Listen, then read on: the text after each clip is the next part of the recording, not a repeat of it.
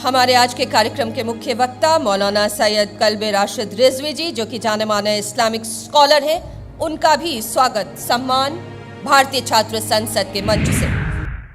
इज्जतों की दुनिया के चांद सितारे जो इस वक्त स्टेज पे बैठे हैं, उनमें से मैं अगर किसी का नाम ना भी लूं तो उनकी शख्सियत पे कोई असर नहीं पड़ेगा।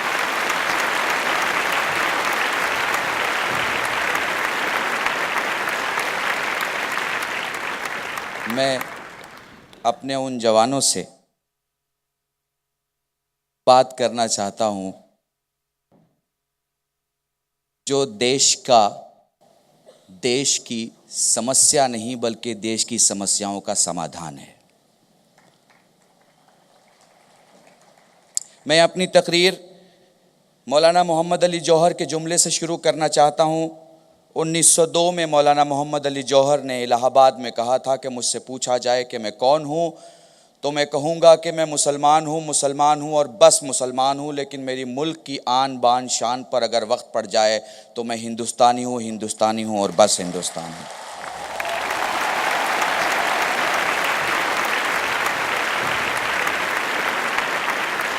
हाँ, मैं कल्बे रुशैद फ़ख्र से कहता हूँ कि मैं मुसलमान हूँ और बस मुसलमान हूँ, लेकिन मेरी इस भारत माँ की जान आन बान शान पर अगर समय पड़ जाए तो मैं बस हिंदुस्तानी हूँ और हिंदुस्तानी हूँ। कोई ज़रूरत नहीं हमें AK-47 बनाने की, कोई ज़रूरत नहीं हमें बम और मानव बम बनाने की, कोई ज़रूरत नहीं हमें नए नए हथियार बनाने की, क्योंकि हमारे मुल्क में आबादी इतनी है कि अगर हम एक एक चुल्लू पानी भी दुश्मन पे फेंक दें तो मुल्क डूब जाए।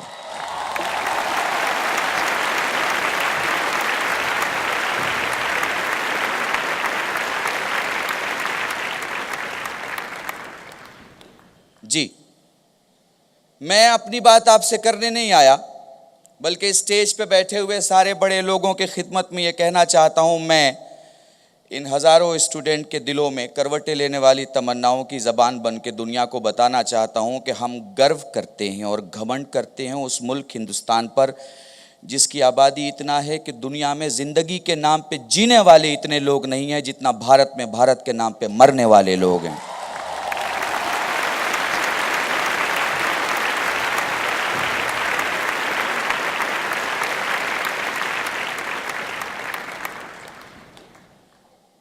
तुम्हारे जज्बे पे सलाम।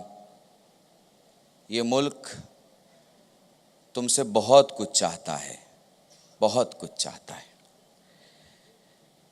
सब्जेक्ट मुझे राहुल भाई ने ऐसा दिया कि काफ़ी बड़ा सब्जेक्ट है और टाइम ऐसा है कि या तो मैं सब्जेक्ट की बात कर लूं और या फिर मैं उसके सॉल्यूशन की बात कर लूं, पर मुझे पता है कि हिंदुस्तान में कुछ बातें इशारों में भी हो जाती हैं।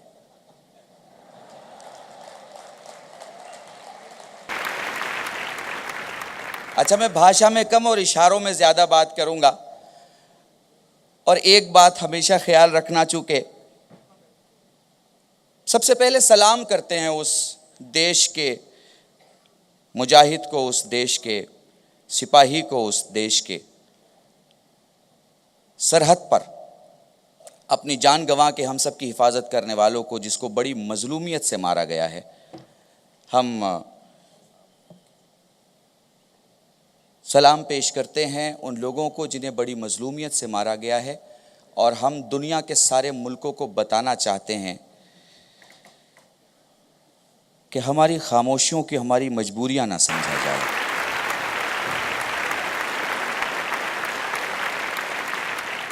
क्योंकि अगर भारत की अखलाक की वजह से हम किसी को कांधे पे बिठाना जानते हैं तो भारत की मर्दानगी को सामने रख के उसे दफनाना भी जानते हैं।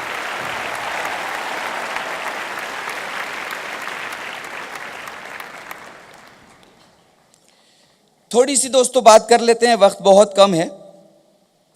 हमारे तलत भाई बैठे हुए हैं, हमारे उदय जी बैठे हुए हैं, माशेलकर जी बैठे हुए हैं, बड़े करात साहब बैठे हुए हैं और करात साहब के करात साहब बैठे हुए हैं। हमारे स्टूडेंट लीडर्स भी बहुत सारे जो बोल चुके हैं। एक बात ज़िंदगी में याद रखना, जो बातें मुंह से बाहर निकलती हैं वो कानों तक जाती हैं, जो बातें दिलों से बाहर निकलती हैं वो दिलों तक जाती हैं।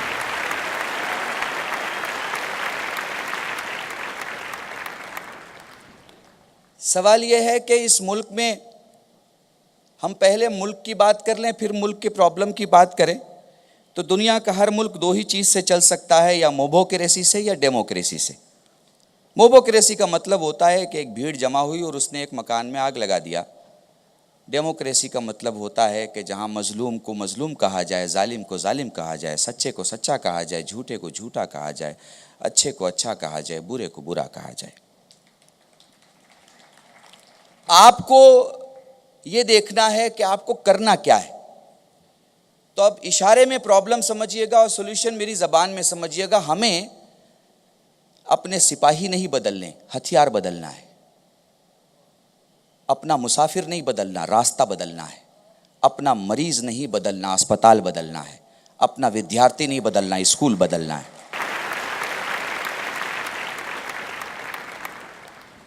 मैं समझता हूं अगर कोई कम टाइम में नहीं बोल पाएगा तो वो 45 मिनट में भी नहीं बोल सकता। हमारे देश की जो सारी प्रॉब्लम है मैंने आपके सामने रख दी। हमें मुसाफिर नहीं बदलना, रास्ता बदलना है। हमें विद्यार्थी नहीं बदलना, स्कूल बदलना है। हमें मुजाहिद नहीं बदलना, हथियार बदलना है। हमें संसद और सांसद नहीं बदलना, नीयत बदलना है।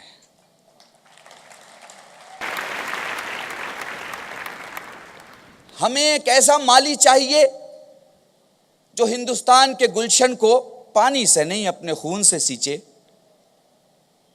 और हर गुलशन के हर फूल को उतना ही प्यार करे कि हर छोटे से फूल को इस बात का एहसास रहे कि बड़े फूल चाहे रहते हों उसके साथ, लेकिन उसे भी ज़मीन उतना ही देती है जितना बड़े फूल को मिला करता है। मेरे जवानों में कास्ट, कम्युनिटी, मजहब को किनारे रख के तुमसे एक बात पूछता हूं। मुझे बताओ, जब इंसान पांव से चलता है तो हाथ क्यों चलता है?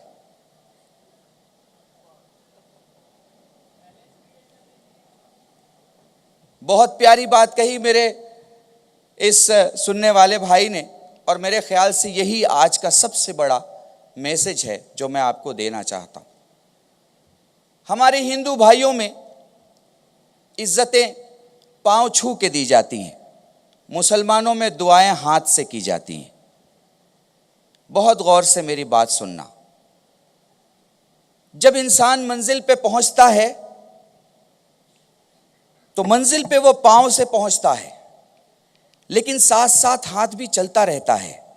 पढ़े लिखे लोग जानते हैं कि अगर हाथ चलना बंद कर दे तो चलने वाले की दिशा बदल जाए। इस मुल्क में हिंदू पांव की मिसाल है, मुसलमान हाथ की मिसाल है।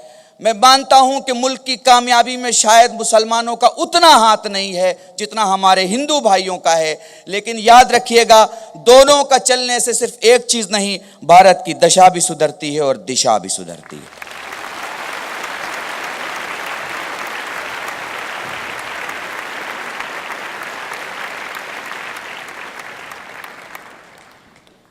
कुछ बातें, दो चार बातें और आपके सामने कर लूं।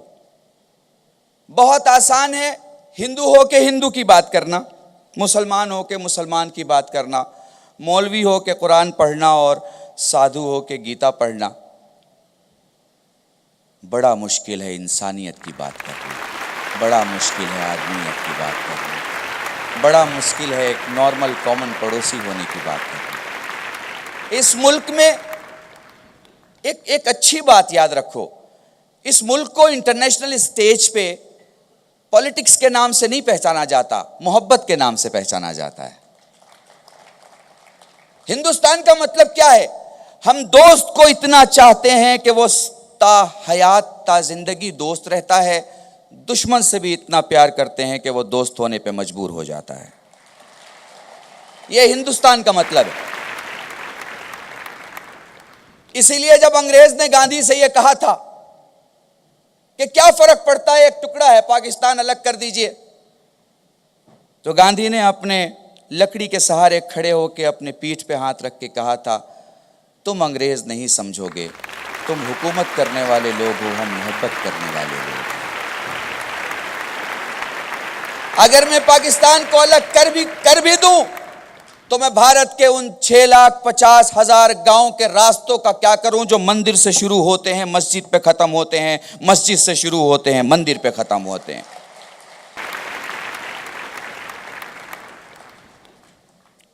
मेरे दोस्तों और मेरे प्यारे साथियों, मुझे वक्त का एहसास है। मैं अपनी आखिरी बात आपसे कह के और विदा लूंगा, लेकिन बस ये याद रखिएगा कि इस मुल्क की पहचान बनिए। इस मुल्क में कुछ बदलने की ज़रूरत नहीं है, सब कुछ इतना अच्छा है। मैं कसम खाता हूँ, अपनी इज़्ज़त की कसम खाता हूँ इस मिट्टी की। ये मिट्टी इतनी पाक है, इतनी पाक है, इतनी पाक है कि सजदों को भी इस ज़मीन पे नाज हुआ करता है।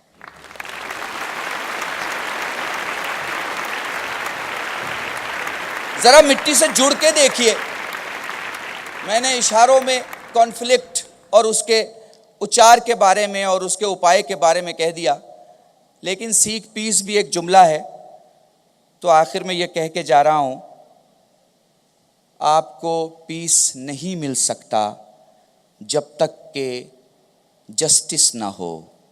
जस्टिस नहीं मिल सकती जब तक के विजडम ना हो। विजडम नहीं मिल सकता जब तक के ह्यूमैनिटी ना हो। ह्यूमैनिटी नहीं मिल सकती जब तक के चैरिटी ना हो। चैरिटी नहीं मिल सकती जब तक के प्यार ना हो। लव, मेरे ख्याल से जवानों से ज़्यादा कौन जानता है लव के बारे में। LOVE, lips of sorrow, ocean of tears, valley of death, end of life.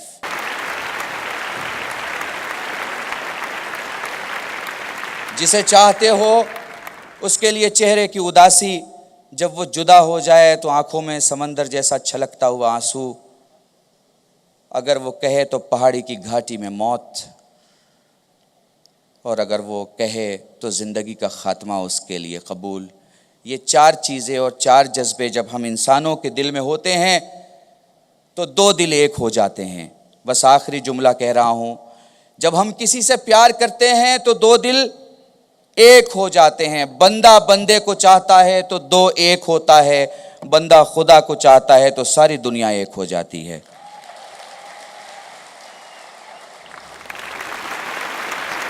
इन्हीं जुमलों के साथ आप सबसे खुदा हाफ़िज़ी चाहता हूँ। कोई शिकवा न शिकायत न गिला करता हूँ। सब सलामत रहो, ये रब से दुआ करता हूँ। शुक्रिया, बहुत बहुत शुक्रिया।